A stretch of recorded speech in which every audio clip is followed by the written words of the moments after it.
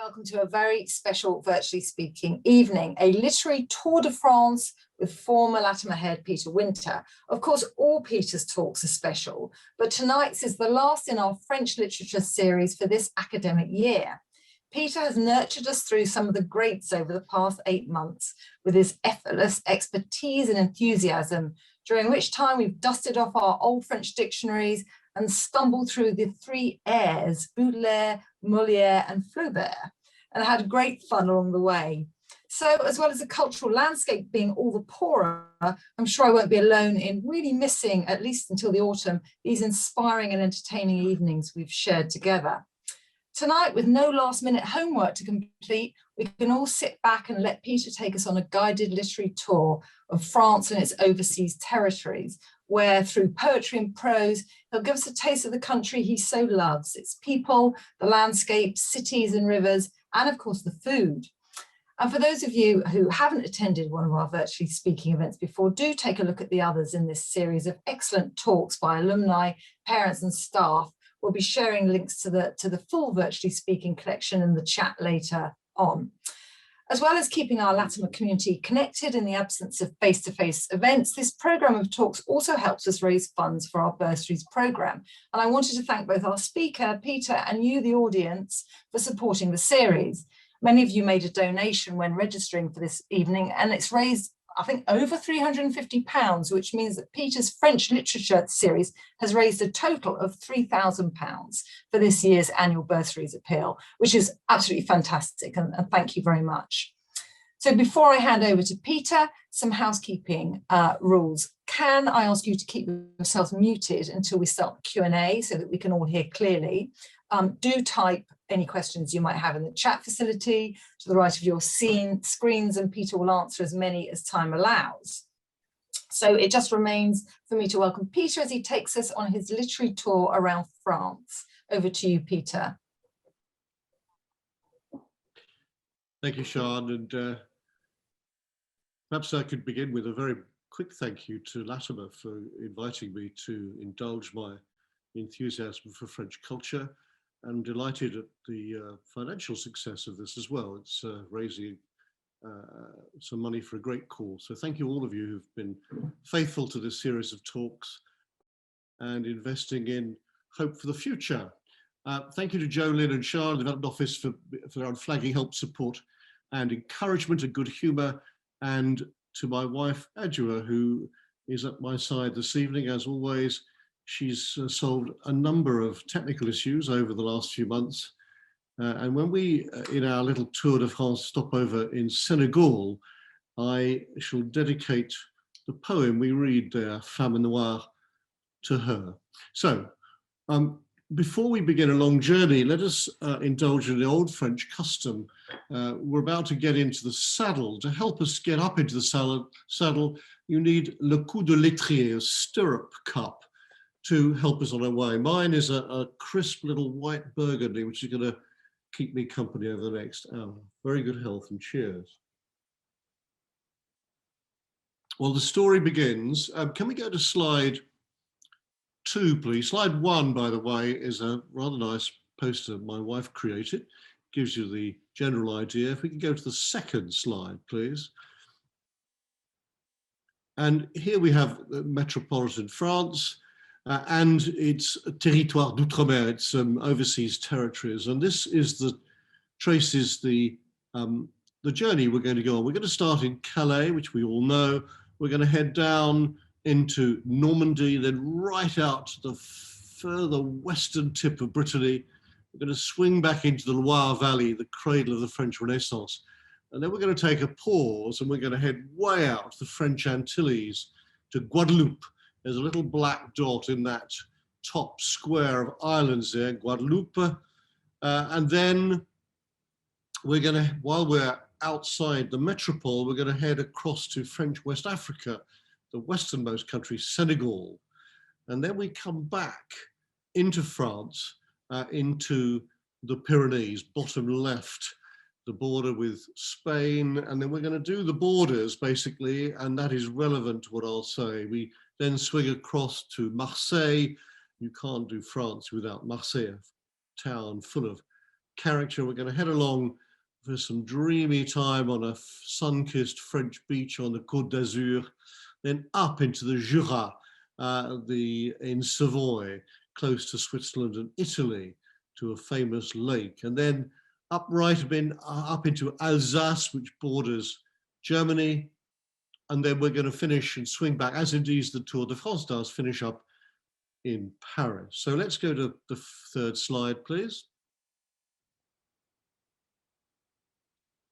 And we're in Calais. As you arrive in Calais on the ferry or on Eurotunnel, you may glimpse the Hôtel de Ville, that rather splendid building back left there. What you may not see is this rather fine statue by Rodin in front of the Hôtel de Ville, which is the Six Bourgeois de Calais, the six burghers of Calais. And this takes us back to the late Middle Ages, the 14th century, the 100 Years' War. And it points to a particular episode which follows the Battle of Crécy in 1346. Crécy was a ghastly disaster and bloodbath for the French, is probably why we remember it, the French don't. Rather like Agincourt in 1415, which was another triumph for our longbowmen. The French tend not to talk about that, but they have other victories which they do talk about. After Crécy, where a superior French force got bogged down in the mud and slaughtered by the English advanced on Calais and laid siege to it. We're talking here Edward III, and he was ranged against Philippe VI of France. Edward III, in what I suppose might have been seen as a conciliatory gesture, proposed, rather than doing what normally happens to a town which is besieged, which gives in, where it gives way to murder, rape and pillage, he rather generously offered just to receive 6 of their burghers to come out just in a shirt with a halter around their neck as hostages. And this was, of course, they were expecting to be executed. And if that happened, he said he would spare the population. So let's go to the text, the next slide, which is a bit of medieval French, late medieval French, by Jean Froissart, who's a late medieval historian, French historian. And he tells the story, le plus riche bourgeois de la ville. The burghers have been gathered together, townsfolk of Calais have just been told this news, that if 6 volunteer, they'll be spared. And one of them steps forward, Sire Eustache de Saint-Pierre steps forward and said before them all, Seigneur, second line, grand pitié, grand chef. This is confusing French, it's very old. It will be a catastrophe to let the whole people die through famine or otherwise.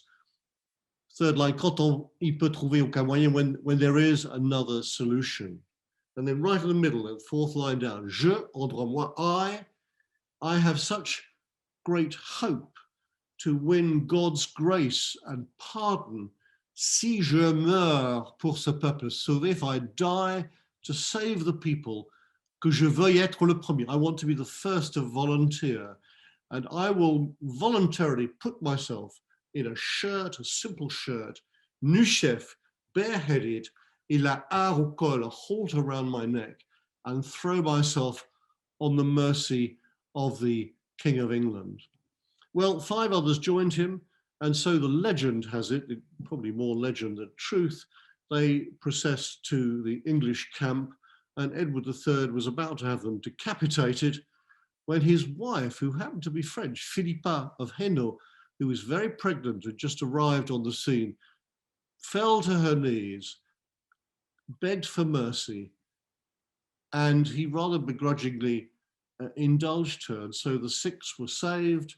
They had dinner with the English king's wife that evening and then were dispersed back to Picardy. Calais remained in English hands for over 200 years. It finally fell back to the French in 1558 as the last loss of our continental territory. And you probably know the story of Queen Mary of England on her deathbed, told her ladies, when I am dead and cut open, they will find Philip, that's her husband, Philip II of Spain, and Calais inscribed on my heart. Let's move on to Normandy. And here we have a picture of the River Seine. This is north of Rouen, way north of Paris, between Rouen and Le Havre, not that far from the estuary. And there's a statue to the left you can see, which is Victor Hugo, the famous writer and poet. And I'd like to go straight to his poem, the next slide, please, which was inspired by this spot. Just 3 stanzas, very, very beautiful. Demain, dès l'aube, tomorrow at dawn, à l'heure où blanchit la campagne, at the time when the countryside brightens up in the sun, je partirai. It's a declaration of intent. I shall leave, I'll set off. Vois-tu, he's using the tu form, intimate. Je sais que tu m'attends. I know you're waiting for me. Ah, so this is a love poem. J'irai par la forêt. I'll walk through the forest. J'irai par la montagne, the mountain. Je ne puis demeurer loin de toi plus longtemps. I can't stay away from you any further. So very upbeat. It's obvious he's obviously going to a lover's tryst. Je marcherai, les yeux fixés sur mes pensées. I shall walk, rather beautiful image, with my eyes fixed on my thoughts. Sans rien voir au dehors. I won't be looking at anything. He won't be admiring nature. Sans entendre aucun bruit. He won't listen to anything. Seul, inconnu, unknown, le dos courbé, my back, my shoulders hunched. Is there a change of tone here? Les mains croisées, my hands crossed.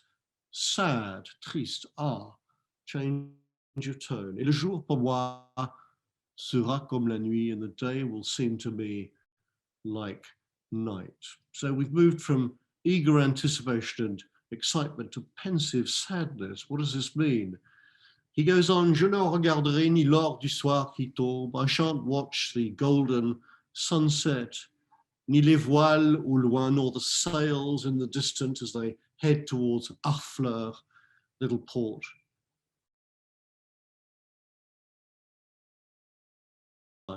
Je mettrai sur ta tombe, I shall place on your tomb a bouquet of green holly and flowering heather.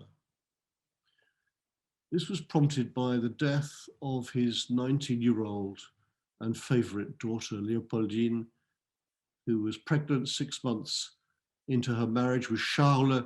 They'd taken a boat along the Thames to go shopping at Caudebec, and the masquerie, the boom, the 7-board, flipped the boat over. Leopoldine was dragged down with her long, heavy, wet skirts. Charles dived down 3 times to save her, and the 3rd time he didn't come up again. And Hugo, it challenged his Christian faith.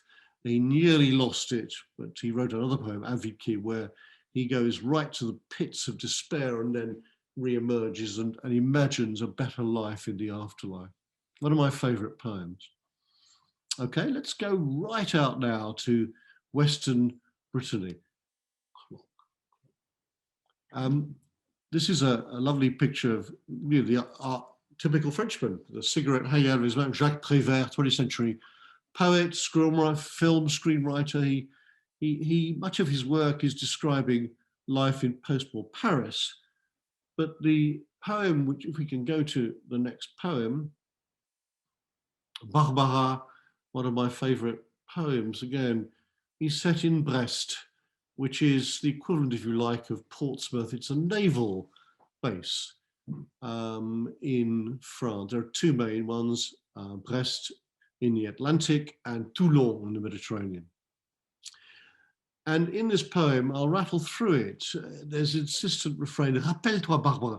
Barbara, remember, il pleuvait sans cesse. It was raining continuously over Brest that day. Et tu marchais, and you were walking along, souriante, you were happy, smiling, épanouie, blossoming, ravie, delighted, ruisselante, dripping in the water, but you didn't mind the rain. Sous la pluie, in the rain. Rappelle-toi Barbara. Un homme sous un porche, a man, was sheltering in a porch. Et il a crié ton nom, Barbara! He called out your name. Et tu as couru vers lui, and you ran towards him in the rain. Ruisselante, streaming with rain. ravi, thrilled, delighted, épanoui, blooming, blossoming. Et tu t'es jeté dans ses bras and you threw yourself in his arms. Rappelle-toi cela, Barbara. So here's a man, a poet, who witnesses this happy scene. Rappelle-toi, Barbara, et n'oublie pas cette pluie sage et heureuse. Remember, Barbara, don't forget that happy, wise rain on your happy face, on that happy town. Oh, Barbara, top right. Quelle connerie la guerre, is a complete change. Connerie is a vulgar word in French. Always makes talking about the early James Bond films rather difficult. It's like something like, you know, war is bullshit. War is crap. Something like that, vulgarism.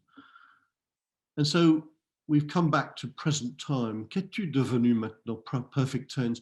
What became of you? What has become of you now under this rain, sous cette pluie de fer, under this rain of metal, de feu, of fire, d'acier, of steel, de sang, de blood? This is World War II. One of the inconvenient truths of World War II is that the British and the Americans killed more French civilians than the Germans, Brest being a major port and base, of course, occupied by the Germans. It was flattened towards the end of the war, and many, many French civilians were killed. So what happened to you, Barbara? And celui qui te serrait dans ses bras, and the man who was clasping you in his arms, amoureusement, lovingly, did he die? Did he disappear? Is he still alive? Oh, Barbara, il pleut sans cesse sur Brest. It's still raining in Brest. Comme il pleuvait avant, as it rained before. The rain is the same. Mais ce n'est plus pareil. But it's not the same. Et tout est abîmé. Everything is ruined. C'est une pluie de deuil terrible. Et désolé. It's a rain of terrible, desolate mourning, M-O-U-R-N-I-N-G. Lovely poem. Okay, let's move out now, way out to, oh no, we're going down to the Loire Valley. It's fine. He looks a bit sad, this chapter. Joaquin du Bellay, 16th century Renaissance poet. And let's look at his poem. He's looking sad probably because he got posted to Rome for 4.5 years as a secretary to a cardinal, and he hated Rome and he wanted to be back home. He was brought up near Angers, little village called Liré, and he, you can see at the bottom of this, Les Regrets. It's just like Ovid's Tristia. He was a poet of exile, and this is a poem of exile. This is a classic anthology piece in French. Again, it's written in slightly weird spelling. If you know your French, this is 16th century, before the language was regularized. And it begins, heureux qui, comme Ulysse, happy he who, like Ulysses, went on a fine voyage, ou comme cette fille-là qui conquit les oiseaux, or the man who conquered the fleece, that's Jason and the Argonauts, and then came home full of experience and knowledge, plein d'usage et raison, to live, vivre entre ses parents, in his family for the rest of his life. Happy is he who comes home. Quand, he asks in the future, quand reverrai-je, hélas? When will I see again, alas, de mon petit village, fumer la cheminée? When will I see the chimney smoking in my little village? Et en quelle saison, and in what season, reverrai-je, will I see again the little plot of my poor house, ma pauvre maison, qui met une province, which to me is a whole province, et beaucoup d'avantages, and much, much more. And then the last two tercets of this sonnet really are a contrast between Rome, audacious, bold Rome, and the domestic charms of his little village in the Loire Valley. Plus me plaît, I prefer le séjour qu'ont bâti mes aïeux, the village which my ancestors have built. I prefer that to the bold facades, le front audacieux des palais romains, of Roman palaces. I prefer you have to go to the end. L'ardoise fine, delicate slate, grey slate of the Loire Valley, to the hard marble of Rome, and then into the final tercet. I prefer my Gaulois, my French Loire. This is Le Loire, which is a tributary of La Loire, which is the longest river in France. I prefer my little Loire to the Latin, the Roman Tiber.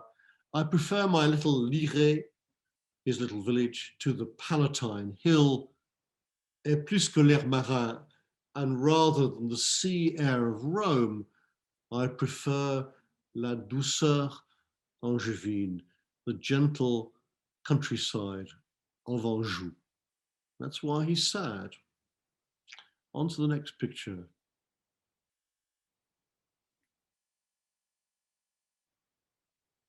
Can I have the next slide, please? By the way, while that's happening, Du Bellay was one of the group of poets called La Pléiade, the Pleiades, constellation of 7 stars. We're about to see a picture, I hope, of Ronsard. Can I have the next slide, Lynn, please? Oops, something happened. Anyway, Du Bellay wrote what he called the Défense et illustration de la langue française in the 1530s. And what he was, can you toggle it to get my text back? And what he was trying, that's the slide I want, that chap's face. He's the man, but I need my commentary. Sorry, I'll keep talking. This was the time when French was, or French educated French were aspiring to make French a literary language. Up to that time, people essentially wrote in Latin. It was Latin. Even lyric poetry would often be written in Latin by Frenchmen. And Du Bellay was one who wrote a treatise on we must give French the dignity of a literary language. Often they did that, often by borrowing from Latin and Greek, of course, which they were educated in. And Ronsard here is arguably the greatest poet in the French language. Some would say that's Baudelaire, but the two of them are the two big guns of French poetry. Wrote a huge amount, and he was a prior. You can visit the priory, Prieuré de Saint-Caux, very near Tours, right on the Loire, and there he is. And I've just given you one of his poems. If we can go to the next text, please, which is another sonnet. The French Renaissance writers took the sonnet form from the Italians. All things Italian were in favor, of course. This is the time of Francois Ier, the French king who wrestled Henry VIII to the field of the cloth of gold.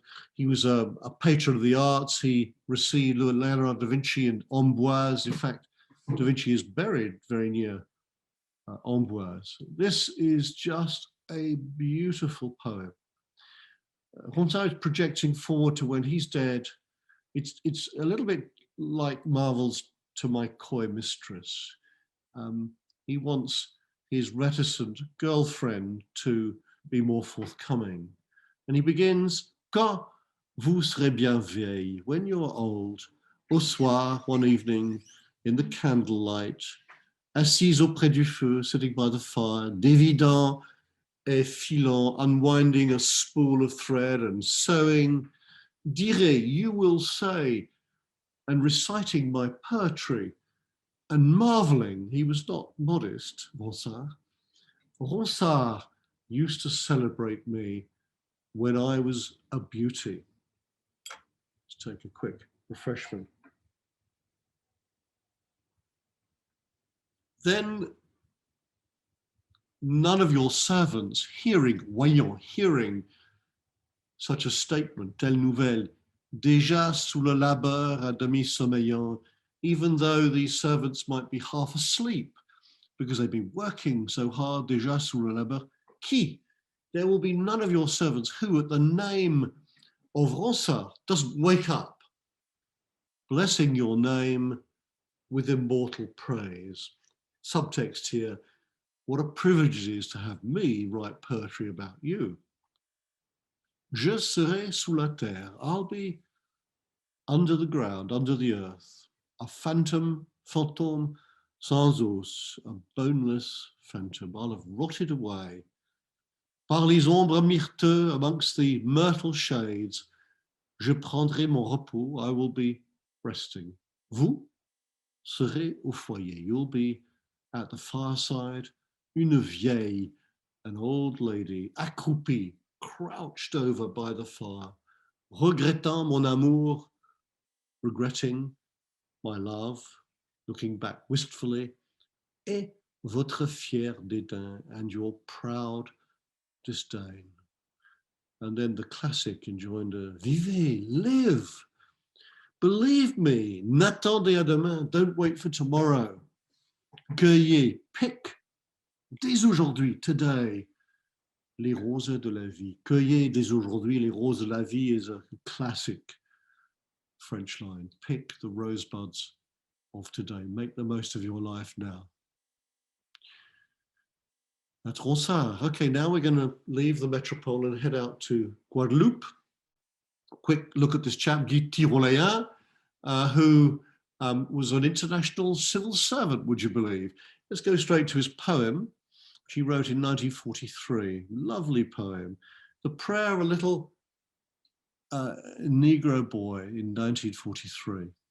I'll be saying more about the word Negro in a minute. Seigneur, Lord, je suis très fatigué. I'm very tired.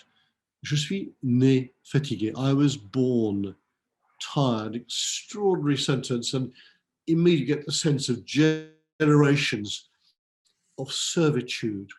J'ai beaucoup marché. I've walked a long way since the cock crowed. Et le morne, local word for hill. And the hill is very high, et bien haut, qui mène à leur école, which leads to their school. He distinguishes himself, their school. Seigneur, je ne veux plus aller à leur école. I don't want to go to their school anymore. Faites, je vous en prie, que je n'y aille plus. Please make it that I don't have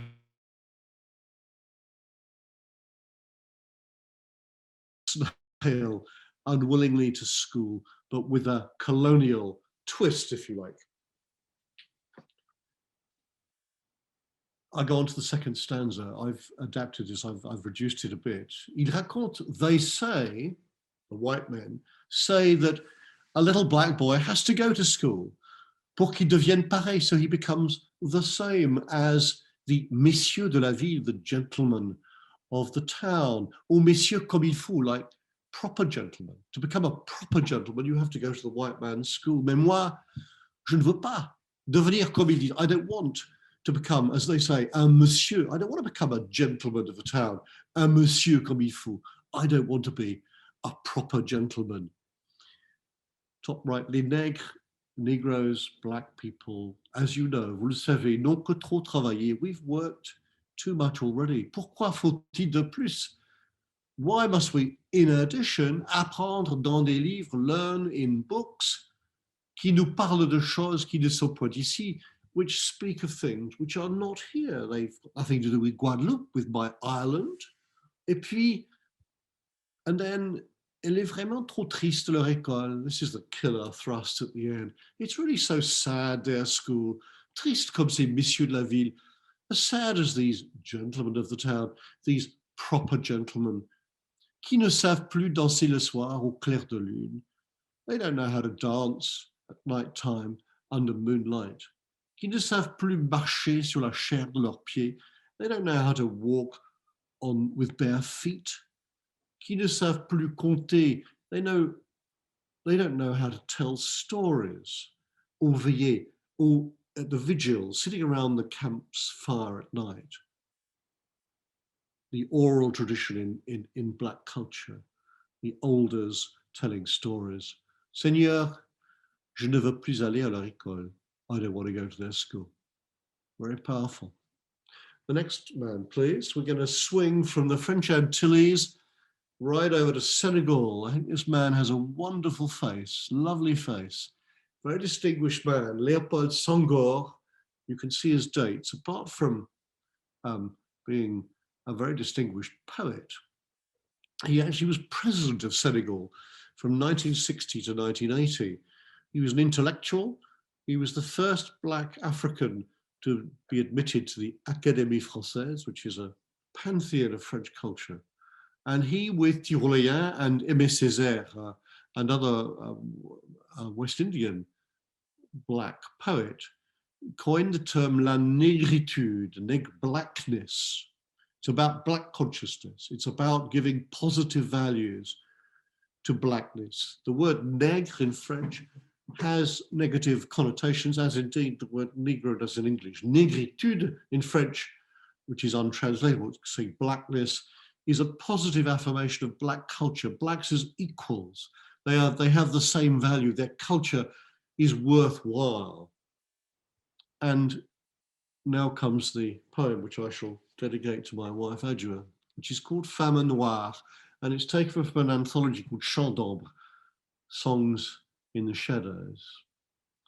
And he's talking here about beauty, the beauty of blackness, in particular female beauty, and the wonderful skin tone that so many black people have.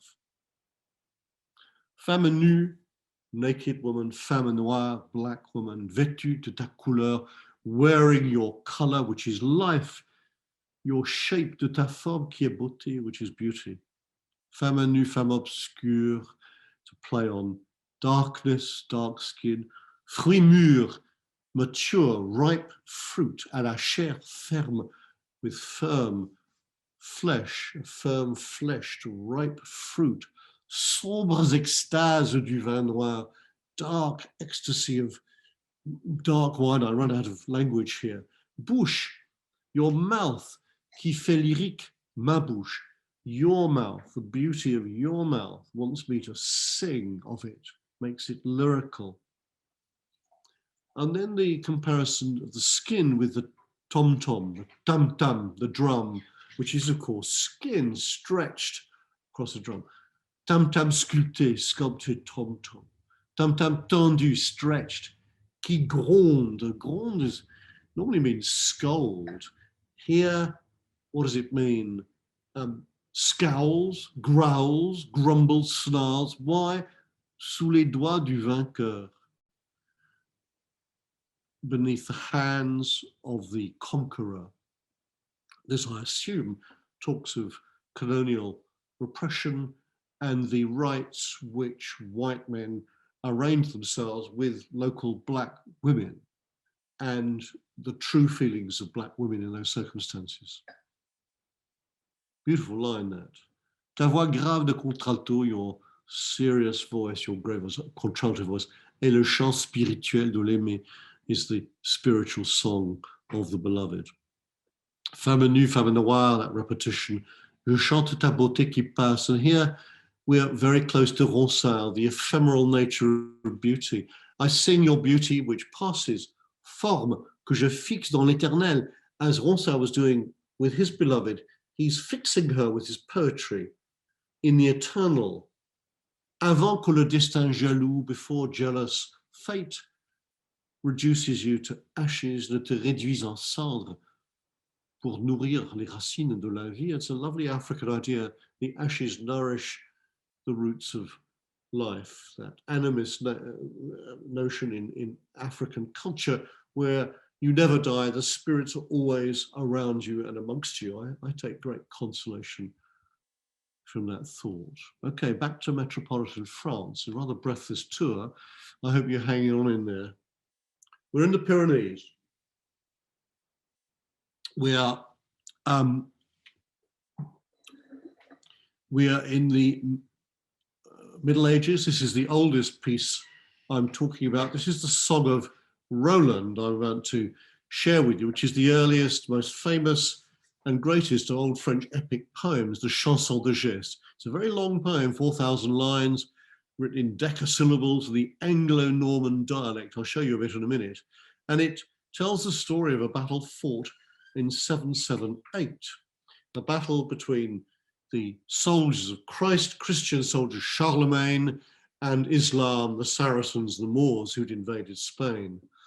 And this story was maintained by troubadours, minstrels, court entertainers via oral tradition for 300 years before it was first written down. It was not written down until the 11th century. There are a number of versions. The oldest surviving version of this is actually held in a Bodleian library in Oxford.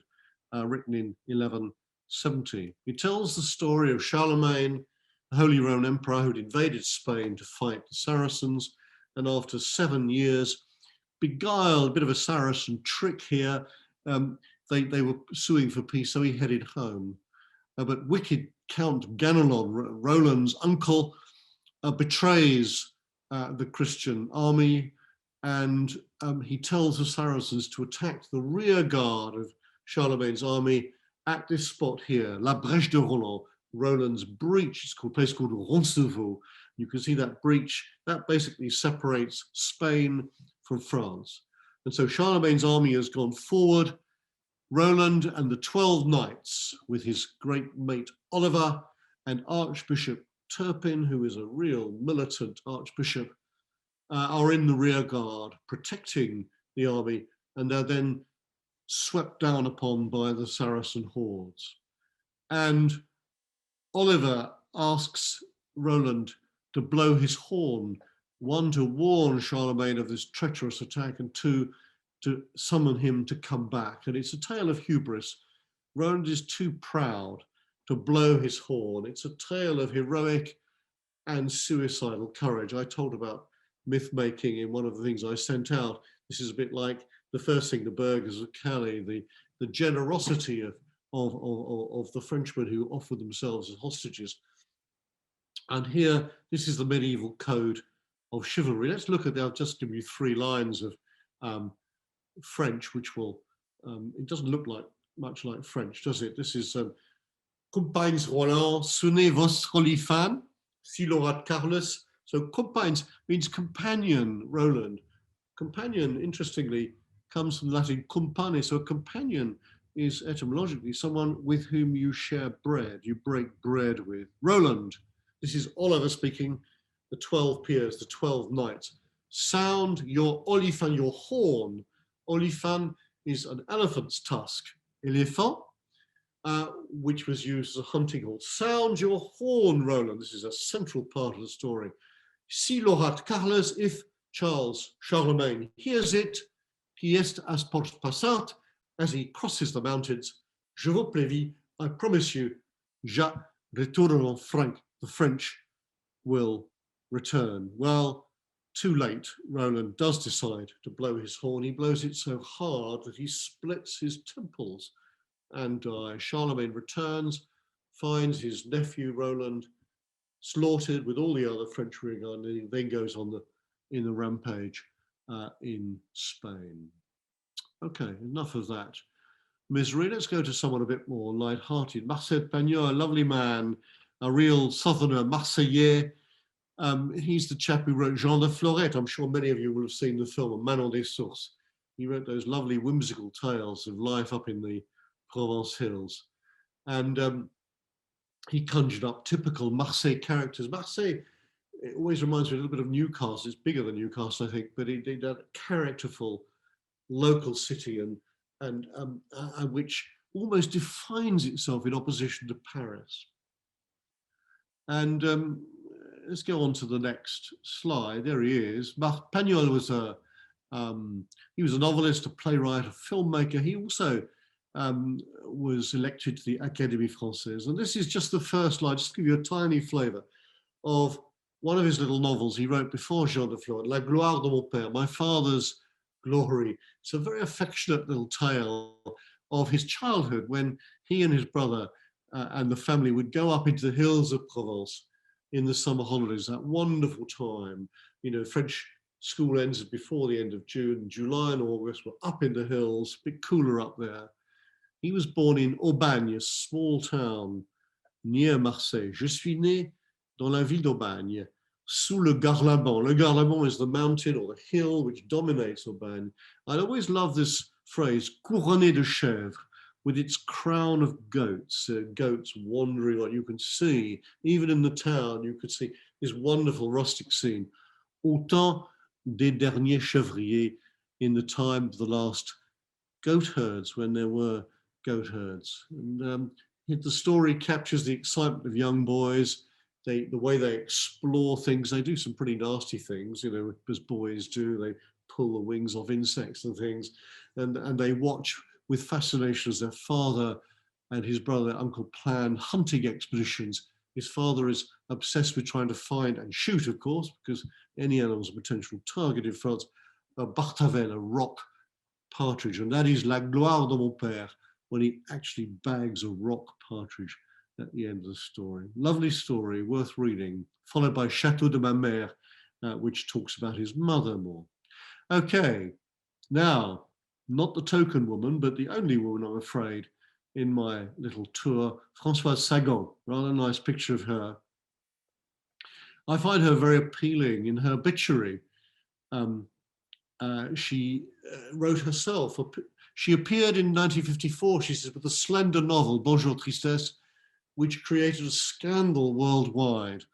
Her death after a life and a body of work that were equally, at one at the same time, pleasant and botched, this is a rather bad translation, was a scandal only for herself. I find that rather winning. Anyway, let's look at the text. And I've given you a little extract of Bonjour Tristesse. You may have read this. We're down on the Riviera, we're down on a beach, basically.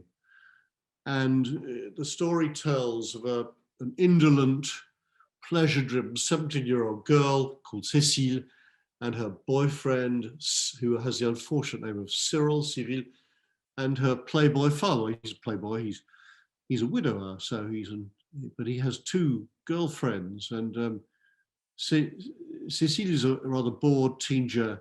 The whole novel oozes disaffection, casual, amoral adolescence. It's almost anti-intellectual.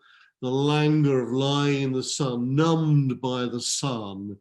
And it's about happiness and sadness. She tries to intervene in her father's love life, and that leads through a succession of events to the death in a car accident of one of the two women that his father is walking out with. And then, does that lead, is that the tristesse at the end? It's an ambivalent story. Is it a loss of happiness? It's a rather subversive story. It's a very easy story to read. Anyway, here we are. That summer, c'était là, j'avais 17 ans, I was 17, I was perfectly happy. My father had rented a big villa on the Mediterranean, set apart, ravissant, wonderful. And we've been dreaming about this since the first sun broke out in June. The first days down there were dazzling. We spent hours on the beach, crushed with the heat, écrasé de chaleur, gradually taking on a lovely golden brown color. Right from the sun up, j'étais dans l'eau, I'd be in the water, cool, transparent water, and I would bury myself in it, ou je m'enfuissais, imperfect tense, regular event, pour me laver de toutes les ombres, to wash away all the shadows, all the dust of Paris, toutes les poussières de Paris. I'd stretch out in the sand. I would pick up a fistful of sand in my hand and let it flow between my fingers in a yellow, warm jet. And I told myself, je me disais, that the sand was fleeing like time. This is a 17-year-old being philosophical. That it was an easy idea and that it was pleasant to have easy ideas. Well, it was the summer. Captures a certain French insouciance, I think. Okay, let's head up a bit from there to Lamartine. 4 more, hang on in there. Lamartine was a poet and a statesman, prominent politician in the Second Republic. He was a good guy, anti-slavery, anti-capital punishment. And this poem, which we're about to see, is the classic anthology piece. It's a bit like Wordsworth's Daffodils, if you like. He returns to a spot where he had been happy. This is the Lac du Bourget in the Jura, not far from Switzerland, Italy, in Savoie. And in previous years, he had met a woman, Julie Charles. I have to confess, she was a married woman. She was married to a French physicist, but they met every year or so, and he planned to meet her in May 1817 at the lake, this lake where they'd met several times before, but sadly she fell mortally ill with consumption, tuberculosis, and was unable to meet the tryst and died soon after. And which leads to his poem, which if you could turn to now, the next slide. This is called Le Lac, the Lake, and I've just taken, it's a long poem, but I've taken a few stanzas. The first one, Un soir, it's as if he's addressing the lake. This is the romantic poet communing with nature and seeking solace in nature. One evening, do you remember, t'en souviens-tu, we were sailing quietly. You could hear nothing in the distance on the water, sur l'onde, poetic word for water, and under the sky. All you could hear was the sound of the rowers as they struck in regular rhythm the harmonious lapping water. And as this is happening, do you want to shut that? His beloved's voice comes to him. He remembers something that she said a year ago. La voix qui me chère, the voice which is dear to me, spoke these words. And this lady, this is a perfect moment. You're with someone you love. You're in a beautiful setting. You want time to stop. And he captures it in these words. Autant, he apostrophizes time, suspend ton vol, suspend your flight, literally. Et vous, heures propices, propitious hours, suspendez votre cours, stop, suspend your course. Laissez-nous, allow us to savor the rapid thrill of this most beautiful of days. And just as happy people want time to stop, so unhappy people want time to rush on. And she refers to this. There are enough poor wretches, assez de malheureux ici-bas, down here in this world, implore you, coulez, coulez pour eux, flow quickly for them, prenez avec leurs jours, take with their days the cares, les soins qui les dévorent, which devour them, oubliez les heureux, she says to time, forget the happy people. And then I've cut a bit out. This is the very last stanza. And here we have the poet appealing to nature, ambient nature. Que le vent qui gémit, let the groaning wind, le roseau qui soupire, the sighing rush, que les parfums légers de ton air embaumé, the gentle perfumes of your embalmed air, que tout ce qu'on entend, let everything that I can hear, see, and breathe, que tout dise, let it all say, they loved. He wants to capture and immortalize that movement. We move relentlessly north to Alsace.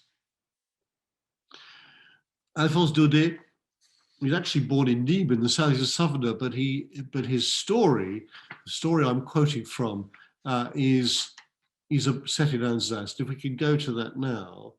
If you were a young boy or girl born in around 1865, you would have spent the first 6 or so years of your life in France. This is without moving. And then you would have been in Germany at the end of the Franco-Prussian War for something like 48 years. And then when you were in your 50s, you would have become France again. Alsace became French, and Lorraine became French again for another 22 years until the Germans invaded again in 1940, and then you were German again until 1945 when you became French again. And so it's a schizophrenic part of the country, beautiful area, has the virtue, they say, of local cuisine, qualité française, French quality, quantité allemande, German quantity. And the loss of Alsace to France was a mortal blow. After the Franco-Prussian War in 1871, a black flag flew over the Place la Concorde in Paris until 1918 to mourn the loss of French land. And that loss informed French infantry tactics during World War I. Not an inch of French land was to be conceded to the Germans. This story, I'm going to rattle through this a little bit. It's a primary school, a little village in Alsace. Monsieur Abel, German, had stepped up to his pulpit desk. The boy relating this, by the way, is often playing truant, but he does decide to turn up to school late one day. And the teacher says, mes enfants, second line, children, c'est la dernière fois, it's the last time that I'm going to be your teacher. L'ordre est venu de Berlin. the order has come from Berlin only to teach in German in Alsace schools and Lorraine schools from now. Your new master teacher will arrive tomorrow. Today is your last ever French lesson. I ask you to pay attention. A heart-rending, extraordinary moment when some superior power says now everyone is speaking a different language. Alors d'une chose à l'autre, Monsieur Hamel se mit à nous parler. So Monsieur Hamel began to talk to us about the French language, la langue française, saying that it was the most beautiful language in the world, saying that it was the clearest, the most substantial, that we had to keep it, qu'il fallait la garder entre nous, et ne jamais l'oublier. Never forget the French language. It's your identity, because quand un peuple tombe esclave, when a people falls into slavery, tant qu'il tient sa langue, for as long as it can keep hold of its language, its identity, it's as if you keep the key to your own prison.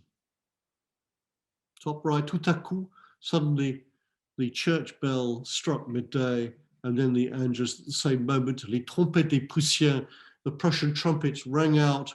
They were coming back from drill beneath the windows. Monsieur Hamel se leva, he stood up, pale, in his pulpit. Mes amis, friends, there are adults sitting at the back of the class, which is why he says this, je, and he can't speak anymore. He's choked with emotion. Mais quelque chose l'étouffait. Something was choking him. Il ne pouvait pas achever sa phrase. He couldn't finish his sentence. And this is a poignant moment. Alors il se tourna. He turned towards his blackboard, prit un morceau de craie, took a piece of chalk, and leaning with all his strength, he wrote in letters as big as he could, Vive la France, let France live. Puis, il resta là, he stood there, la tête appuyée au mur, his head leaning against the wall, broken man, and without speaking, with his hand, he signaled to us, c'est fini, it's over, off you go. Okay, time to head to Paris. Two more writers, and so another 5 minutes should be done. Émile Zola, one of my heroes, wrote a cycle of novels, 20 novels called the Rougon-Macquart, traces of family, and it was meant to be a portrait of the Second Empire. Just after he started writing it, the Prussians invaded and the Second Empire became the Third Republic, and so it was anachronistic. Anyway, the story I'm going to quote from is, I think, the third novel in this cycle, called Le Ventre de Paris, the belly of Paris. Ventre is belly. A ventriloquist is someone who speaks from his belly. Can we go to the next slide? And this is a wonderful example, one of my favorite examples of Zola's purple prose. He's talking, yes, please. Yeah. Sorry, it's getting a bit dark, and I'm just going to put some lights on. I hope you can still see me and hear me. This is all about cheese. And this extract in the middle of a 400 or 500 page novel, this bit I've taken out is probably a quarter or fifth of the whole passage, where he's describing cheeses. Why? Because Les Halles, the Ventre de Paris, the belly of Paris, is the food market, it's the Covent Garden, Les Halles. What used to be in the center of Paris is now a shopping mall, and the food markets has moved out to Rungis. So the novel is centered on ordinary working people, great socialists as well, on the market workers and stall holders. And here he indulges himself in a piece of purple prose. Zola is often thought of as a realist or a naturalist, but he has kind of inflated prose, which is best described perhaps as epic realism. I won't go through every word. I highlighted the names of cheeses here. He's looking at a display of cheese at a stall. The Cantal, Géant, un Chester, un Gruyère, des Hollandes, un Parmesan, and then the Brie.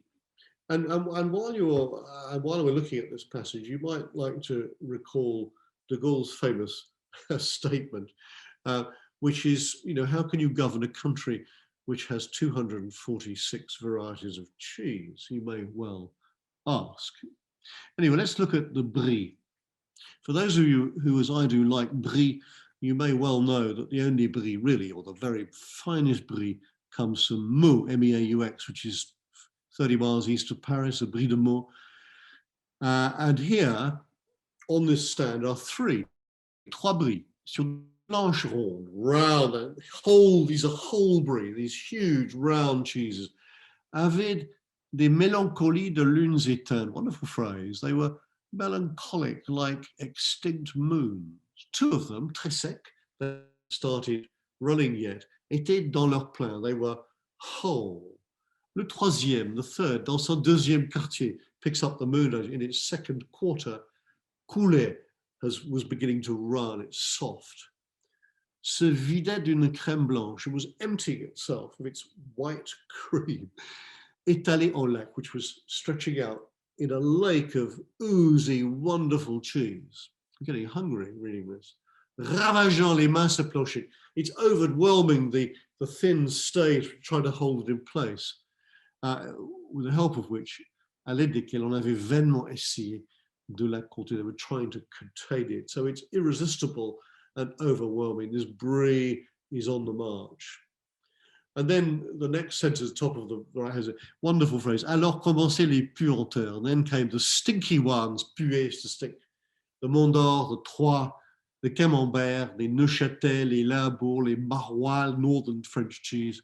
Pont-l'Évêque, these are mostly Norman cheeses. Pont-l'Évêque, the three great Norman cheeses, Camembert, Pont-l'Évêque, and Livarot at the bottom. Anyway, great novel and a wonderful description of something which is so quintessentially French. And so let me end with Rabelais, who is one of my very favorite French writers. This man is an extraordinary man. We're back in the 16th century, in the Reformation.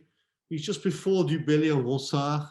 He was a writer, a physician. He read medicine in Montpellier. He was born in the Loire Valley, went down to Montpellier, which is the center of medicine in France. A humanist scholar, a monk, a Greek scholar, and he lived through the Reformation. He made a number of enemies, which you may surmise from the passage I'm going to share with you. He's arguably the writer of the first novel in the French language. He wrote 5 books about a family of giants, and we know that one is called Gargantua. We use the word gargantuan in English to mean huge. Gargantua is the son of, no, he's the father rather of Pantagruel, who is in this tale is a Renaissance prince. He founds this first sort of hippie commune where lawyers are banned and only gentle people who love the arts and music are allowed. Anyway, he prefigures the modern novel. And another thing about Rabelais is an extraordinary wordsmith. He's writing before French was regularized. Within 100 years, French had been codified and regularized, and its spelling had become regularized. So when you read Rabelais in the original, the spelling looks completely chaotic. He invented so many words. He's an extraordinary wordsmith because French didn't have them. And half the words he invents, most French people haven't heard of anyway, had a huge vocabulary. He dedicated his book to drunkards and pox-ridden people, but it's immensely learned and innovative. It's very tongue-in-cheek.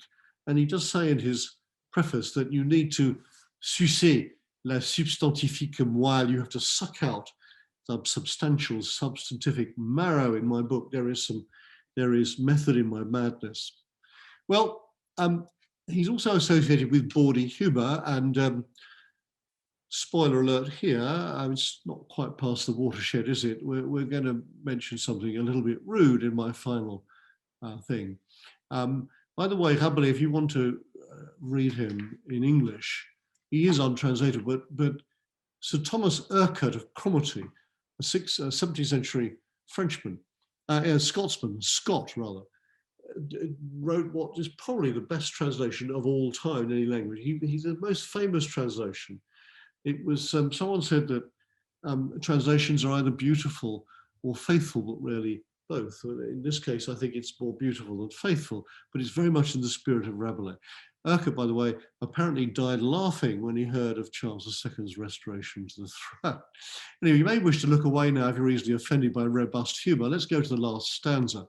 And here we are in Book 1, Chapter 16, and each title, each chapter has its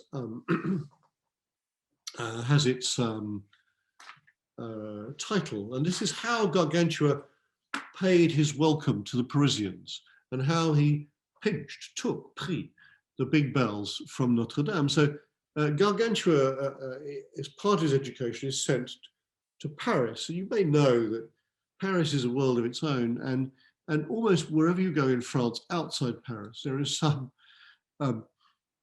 distaste expressed for Parisians and for Paris itself. The French are curiously ambivalent, but Parisians are not the most popular people outside Paris, should we say. And this is very much in that spirit. So here we have Gargantua, who's arrived in Paris, and the people hassle him. He's obviously a giant, and so he sticks out.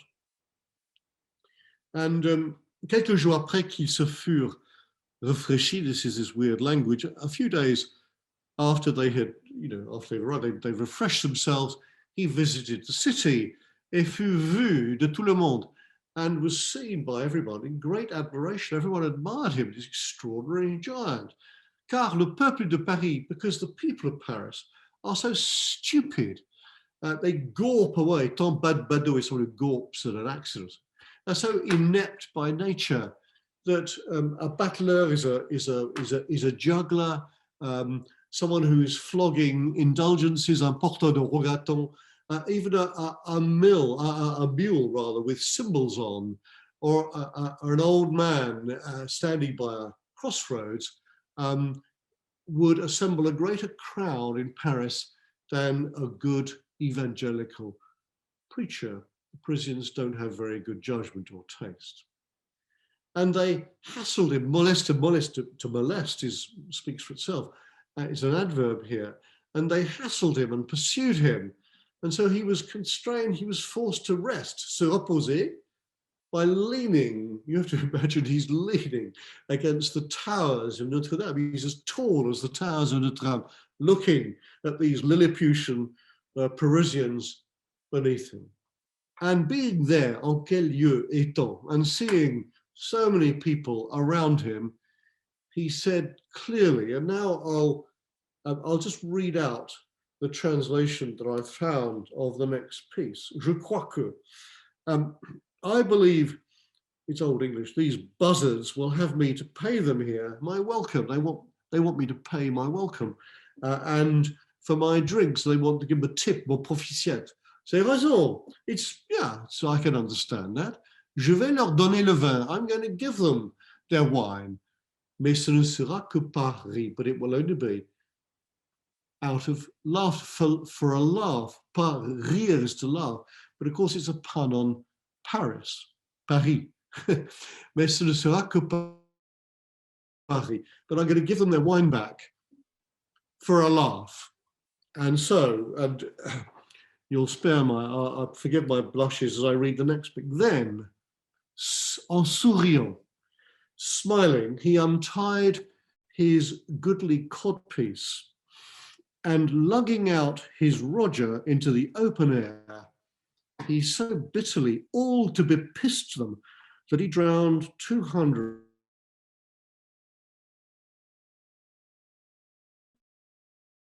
besides the women and little children. Some, nevertheless, of this company managed to evade this piss flood by being fleet of foot. And that concludes my literary Tour de France. I hope some of you might still be there when the picture comes up.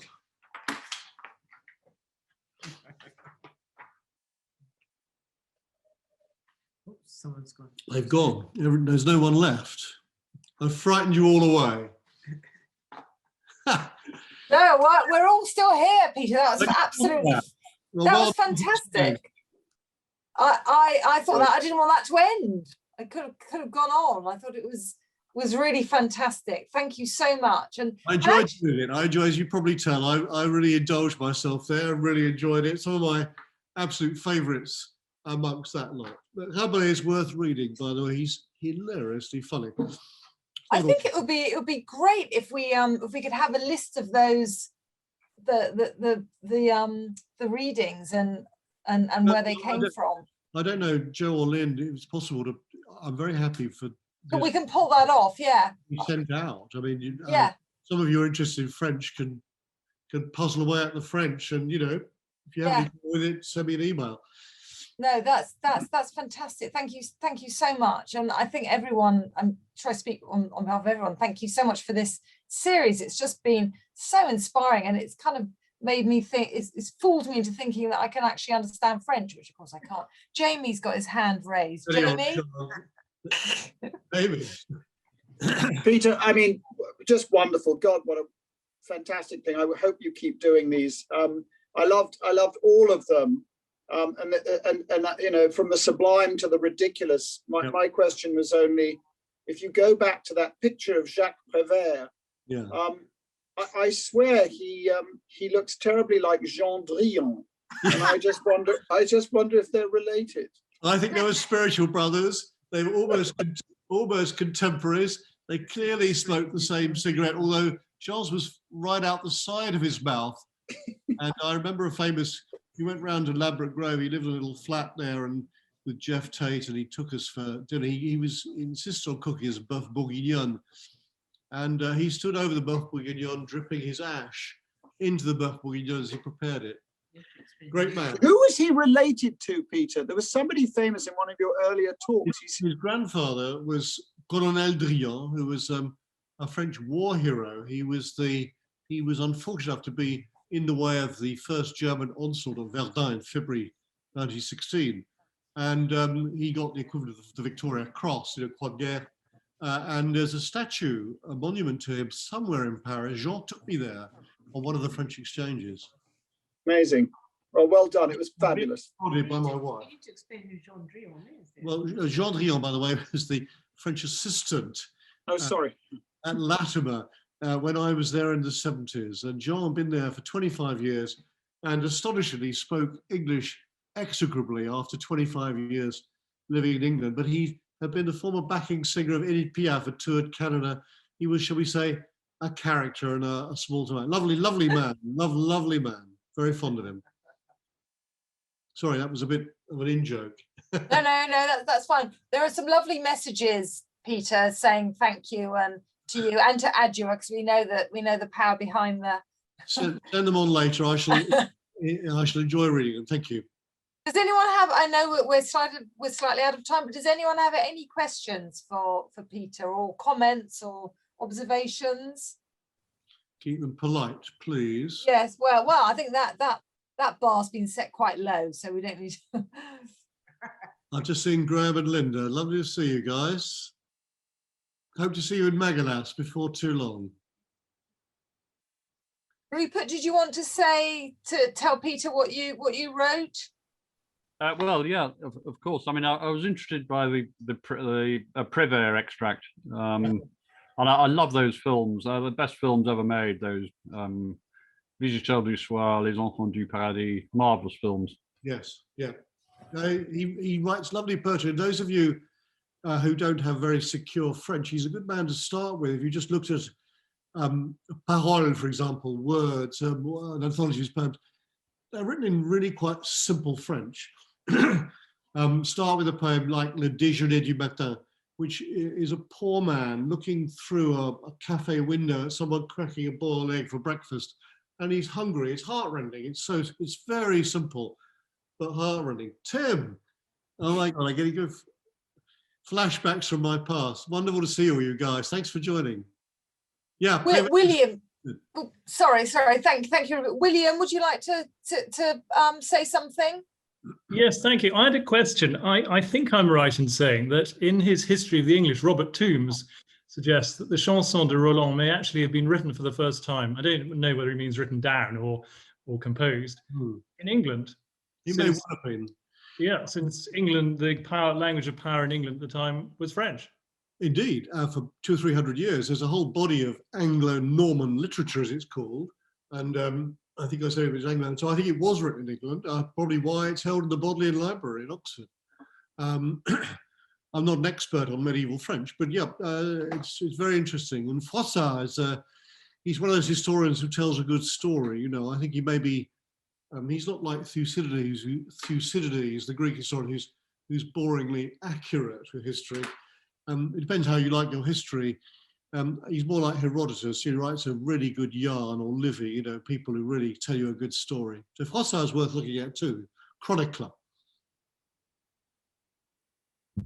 Yes, I was joking about, which was written in England. Peter, I was joking about lifelong learning at the start of your your talk. Wonderful to hear the names of so many people I've never read. So I've just suddenly got a huge to-do list. So Peter, thank you very much for that. Send this with a list of writers, please, Joe and Lynn. But I was just an observation, the Pierre de Ronsard, that reminded me very much of a poem by W.B. Yeats, When You Are Old. Is when you are old and grey and full of sleep and nodding by the fire. I thoroughly recommend it. I will. I know it, but I do know it not well. I'll reread it. That's very interesting. I would have thought once now strikes a lot of bells with, you know, the metaphysical poets and the passage of time. You know, gather your rosebuds while you may, Marvel and Donne and others. But no, that's very interesting. Yeah, no, I've got that. Yeah. Thanks, James. Yeah, thank you, Peter. Fantastic series. And we look forward to series 2 and the box set. Well, thank you. Yeah, there are calls for series 2 and also for you to go back to teaching in one of the comments. So there we go. They let me up good behaviour. I have to haul you out of retirement. Hi there. Hi Peter, it's Alvin here. Hello Alvin, how was dinner? Hi Alvin. It was lovely, thank you, although fairly modest, but we had a nice bottle of wine with it, but it wasn't French. But my wife Pam, who I think you may have met a few years ago, said to me, but she hasn't seen one of your talks before, she said, has Peter written a book about all of this stuff? And I said, well, I don't know, but I don't think so. And I said, well, she said, well, I think he should. Well, so I've always that thought flattery, Alvin, but I've always said it's not false. But I don't think I've got a book in me. I love talking about these things, but the thought of writing it all down, I don't know. I mean, actually, you've got the sort of 25% of the book already nailed because you've just done it. I crossed the Rubicon 70 last July, and Adjua, my wife, bought me one of my gifts. I'm about to start my biography. So I'm going to be. I've waited till after lockdown, but I'm going to be interviewed by a journalist and writer, and basically she will write my biography. So that's in my mind. And after these talks, I'm going to try and cudgel my brains and remember life in the 50s, 60s, 70s, 80s, 90s, and that's going to be fun. So that's my next project, but I'll resurface in the autumn, and we'll be happy to do more. But I don't think I'm going to write all this down somehow. Maybe maybe I will, Alvin. Who knows? I've just spotted Peter Wilson. Well, I just thought I would share Pam's thoughts. Good to see you, Alvin, as ever. See you in France. Of course.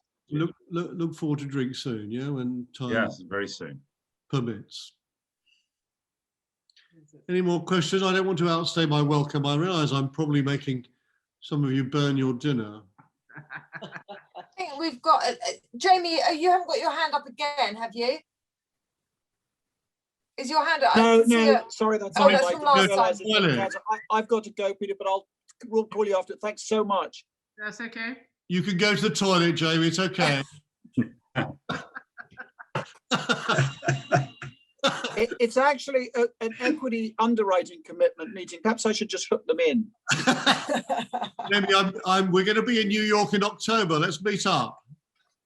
Done. Good. Oh, Planning my social life here. That's it. That's it. Carol in the deep south of France. We look forward to seeing you soon, Carol.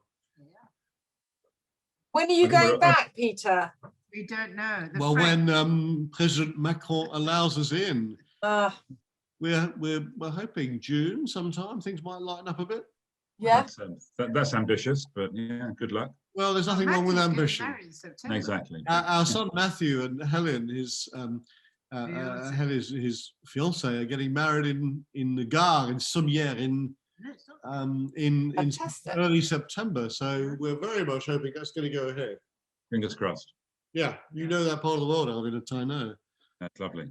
Well, yes, exactly. That'll be our second drink up. Yeah. Hammersmith first, south of France next. Why impose unnatural constraints on things like meeting up for a drink? Yeah. I'm just telling Adja my glass is empty. Maybe you should start maybe you should have a sort of trip. We should have a kind of, a trip around France, a literary trip. You can be the tour leader. Well, given sufficient inducements, Sean, I'm ready for It'll be like those James Joyce Ulysses tours of Dublin, but a different type of drink. Yeah. Yeah. Okay. Anyone else? Or I'm sure everyone's exhausted. Please don't be embarrassed to leave. But I'm enjoying this rather nice, crisp white burgundy as you make up your minds. It's great. Fantastic. I think people have been silenced. Sean, why don't you let them go? Well, I mean, of course. Well, rather like the teacher in Alsace, I should write something on the blackboard and say, "Vive la France." Allez-vous-en. Yeah, please. Okay, well, let's that story. It really is. That really gets to me. That little story. They all got to me. Let's say good night then, and thank you again, Peter. And we've got to start planning series 2 because that was I don't think any of us could cope without it, to be honest.